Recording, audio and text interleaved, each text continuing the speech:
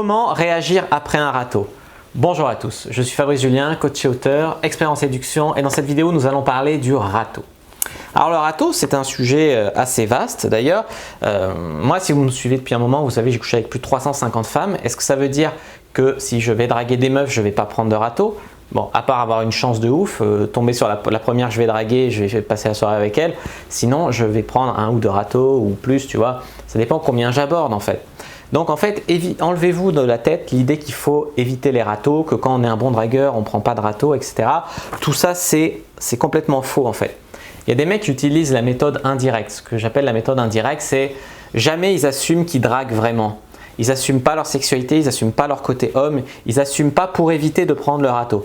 C'est-à-dire par exemple, au lieu d'aborder une fille, lui dire « je t'ai passé, t'as l'air sympa, t'es pas de Lyon toi » et après d'essayer de prendre le numéro, ils vont plus être en mode « salut, t'as pas une cigarette, ah machin », tu vois.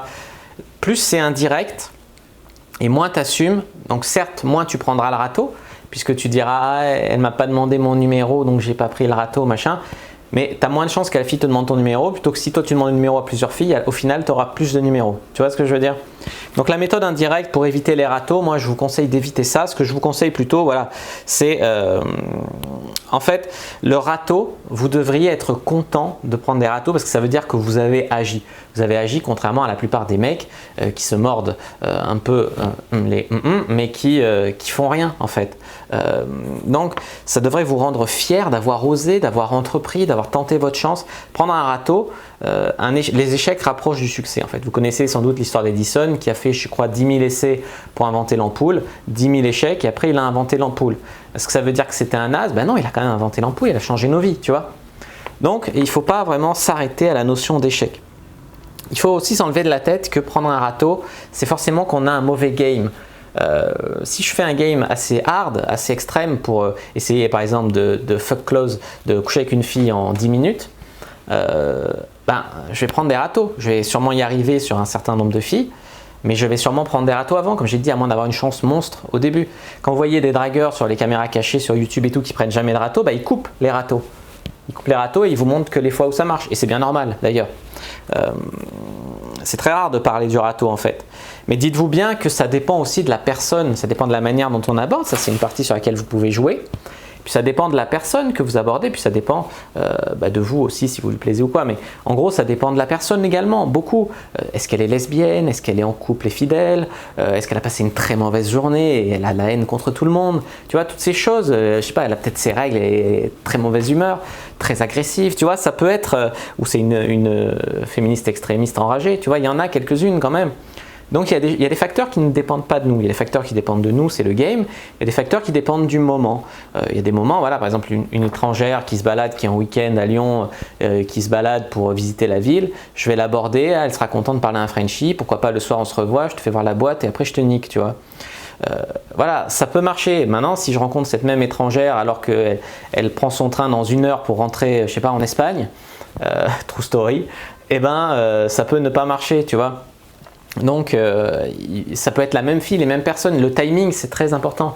Selon les moments de la vie où tu vas rencontrer une personne, tu rencontres une personne à un moment où elle est en phase, où elle s'éclate, elle sort d'une rupture, et puis voilà, elle veut reprendre un peu sa sexualité en main, faire des expériences parce que dans son couple avant de se quitter, c'était la disette sexuelle.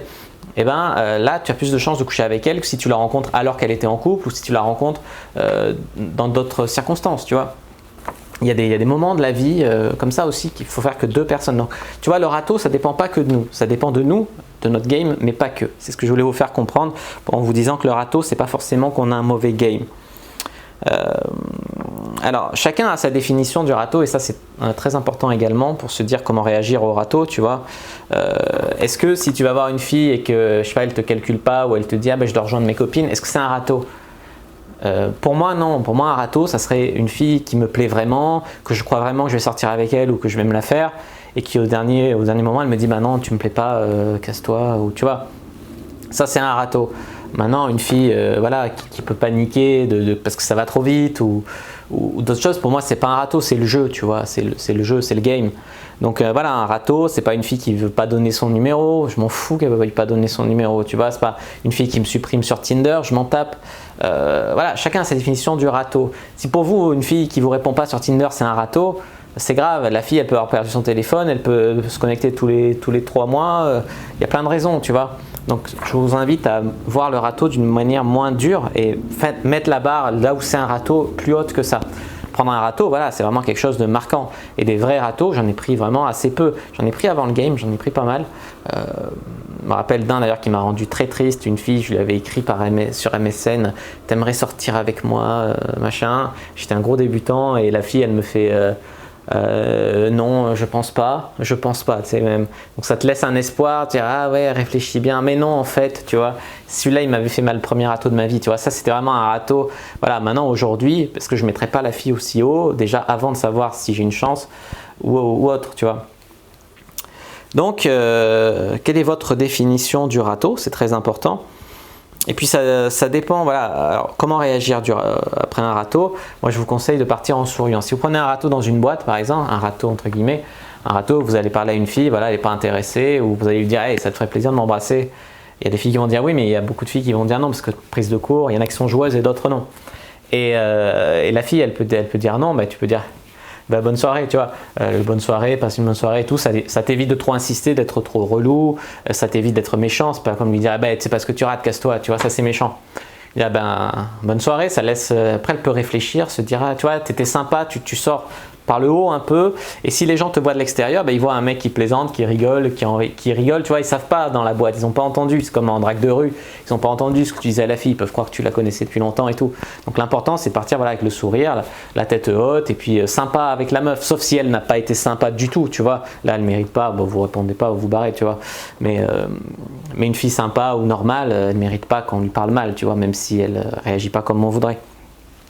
Donc voilà comment réagir en cas de râteau, ben rester respectueux bien évidemment, rester sympa, et puis ça peut faire que les filles peuvent revenir après et puis avoir l'air, si quelqu'un vous voit de l'extérieur, que vous n'avez pas pris de râteau, vous étiez en train de rigoler avec la personne, que vous la connaissiez depuis longtemps, vous sortiez déjà avec, pourquoi pas, mais que les personnes de l'extérieur, à votre body language, vous restez digne, quoi, digne, souriant, vous prenez ça un peu comme un jeu, pour que les personnes de l'extérieur ne se disent pas bah, il a pris un râteau, trop la honte, tu vois. Les personnes de l'extérieur en général ils s'en foutent, et ils regardent dans la globalité l'image, ils voient un mec qui plaisante avec une fille, voilà, ils peuvent pas savoir, tu vois.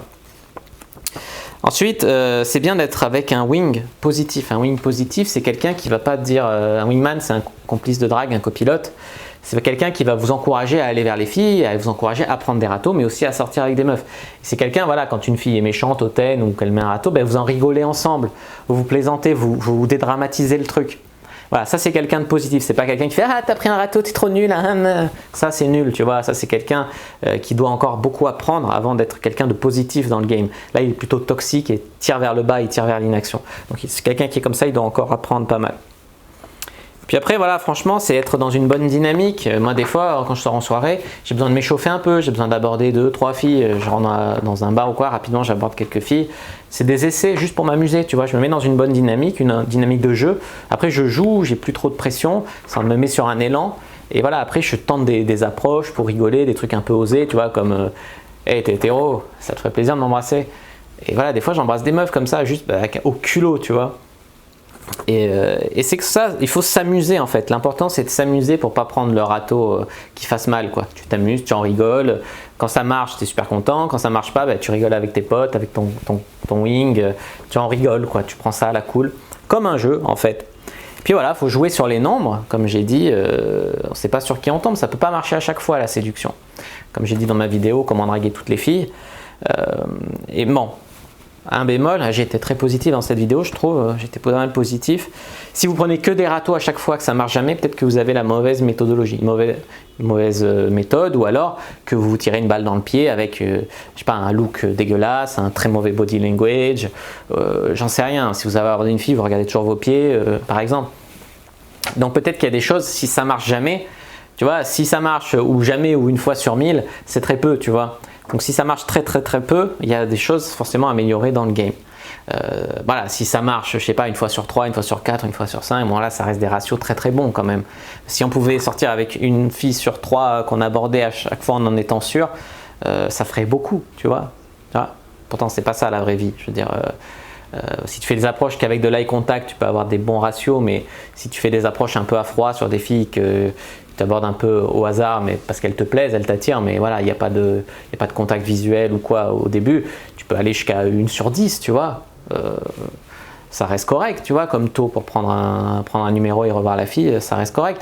Voilà, c'est déjà des trucs plus corrects. C'est pour ça que je vous dis que même pour un bon dragueur, pour un bon player, le râteau fait partie du jeu. Voilà, j'espère que cette vidéo vous aura un peu décomplexé, vous aura aidé, vous aura motivé à aller chercher le râteau parce que chaque nom vous rapproche du prochain oui. Voilà, si ça vous a plu, n'hésitez pas à mettre un like sous la vidéo, ça me ferait très plaisir, ça m'encouragerait. N'hésitez pas à commenter pour me donner votre avis.